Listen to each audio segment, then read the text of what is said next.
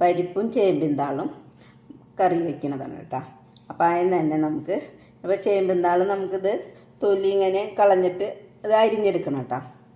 ഒരു കുക്കർ ഞാൻ വെച്ചിട്ടുണ്ട് ആദ്യം തന്നെ. അതിലേക്ക് ഞാൻ കുറച്ച് പരിപ്പ് കഴുകിയിട്ട് ഇടുന്നുണ്ട് കേട്ടോ. വേവാനുള്ള വെള്ളം ഒരു കപ്പ് ഒഴിച്ച് കൊടുത്തു. ഒരു ഉണക്കമുളക് ഇട്ട് കൊടുക്കുന്നുണ്ട്. ഇത് തിളച്ച് പൊന്താണ്ടിരിക്കാം കേട്ടോ. നമുക്ക് അടച്ച് വെച്ചിട്ട് ഒരു 3 വിസിൽ അടിച്ചാൽ മതി, സിമ്മിലിട്ടിട്ട് കേട്ടോ. അപ്പോൾ പരിപ്പ് വെന്ത് കിട്ടും കേട്ടോ.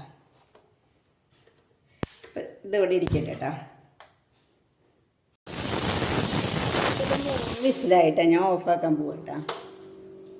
ചട്ടി വെച്ചിട്ടുണ്ട്. അതിലേക്ക് ഈ ചേമ്പിൻ്റെ താള് അരിഞ്ഞത് ഇട്ട് കൊടുക്കാം കേട്ടോ. ഇതിലേക്ക് മഞ്ഞളിൻ്റെ പൊടി ഒരു ചെറിയ ടീസ്പൂണ്, മുളകും പൊടി, ഇത് എരിവുള്ള മുളകും പൊടിയാണ് കേട്ടോ. അപ്പോൾ ഞാൻ 1/2 ടീസ്പൂൺ ഇടണുള്ളൂ.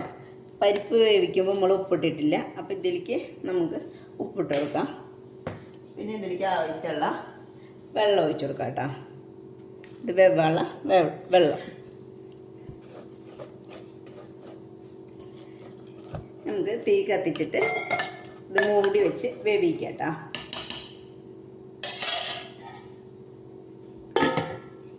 ഇതിവിടെ ഇരുന്ന് വേവട്ടെ. ഒരു ജാറിലേക്ക് കുറച്ച് തേങ്ങ ഞാൻ ചെരുകിയിട്ടുണ്ട്. അതിലേക്ക് ഒരു വെളുത്തുള്ളി, ഒരു ചുവന്നുള്ളി ഇട്ടാ, പിന്നെ കുറച്ച് നല്ല ജീരകം, ഇതും കൂടി ഇട്ടിട്ട് കുറച്ച് വെള്ളം ചേർത്ത് നമുക്കിത് അരച്ചെടുക്കാം കേട്ടോ. ഒരു നുള്ള് നല്ല ജീരകം കേട്ടോ. ഇനി വെള്ളം ചേർത്തതൊന്ന് അരച്ചെടുക്കട്ടെ കേട്ടോ. ഇതാളൊക്കെ വെന്ത് വന്നിട്ടുണ്ട് കേട്ടോ. അപ്പോൾ ഇതിലേക്ക് നമ്മൾ വേവിച്ച് വെച്ചാൽ പരിപ്പില്ല, അതെടുത്തിടാം കേട്ടോ. ഒഴിച്ചെടുക്കുന്നുണ്ട് കേട്ടോ.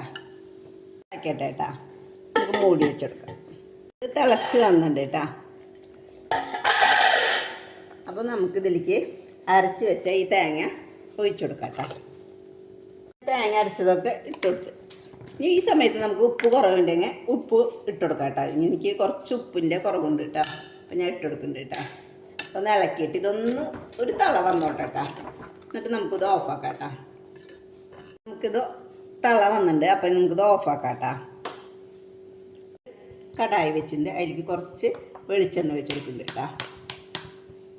വെളിച്ചെണ്ണ ഒന്ന് ചൂടായി വരട്ടെ. ചൂടായിട്ട് അപ്പം നമുക്ക് കടുക് ഇട്ട് കൊടുക്കാം കേട്ടോ. ഈ കടുകൊന്ന് പൊട്ടട്ടെ കേട്ടോ. ഇട്ട് കൊടുക്കാം. ഇതൊന്ന് മൂത്ത് വരുമ്പോൾ കറിവേപ്പില ഇട്ട് കൊടുക്കാം കേട്ടോ.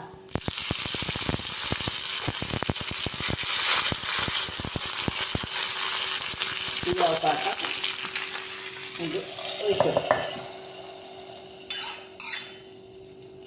ഒഴിച്ചിട്ടുണ്ട് കേട്ടോ.